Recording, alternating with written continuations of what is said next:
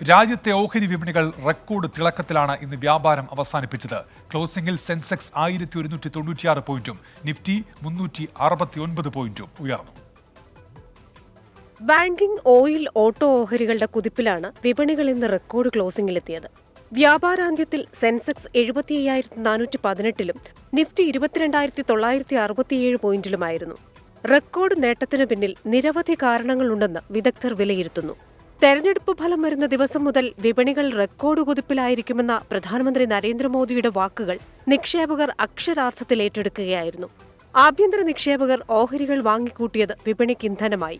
Reserve bank record ലാഭവിഹിതമായ 2.11 ലക്ഷം കോടി രൂപ കേന്ദ്രത്തിന് കൈമാറുമെന്ന പ്രഖ്യാപനം വന്നത് ബാങ്കിംഗ് മേഖലയ്ക്കടക്കം ഉണർവുണ്ടാക്കി. അമേരിക്കൻ ഫെഡറൽ റിസർവിന്റെ ധനനയ റിപ്പോർട്ടിൽ പലിശ നിരക്ക് കൂട്ടിയേക്കുമെന്ന സൂചനകൾ കൂടി വന്നതോടെ സാഹചര്യങ്ങളെല്ലാം വിപണിക്ക് അനുകൂലമാവുകയായിരുന്നു. Capital goods, oil and gas, IT, auto മേഖലകൾ ലാഭം കൊയ്തപ്പോൾ മെറ്റൽ, FMCG, ഹെൽത്ത് കെയർ ഓഹരികൾക്ക് നഷ്ടം നേരിടേണ്ടി വന്നു.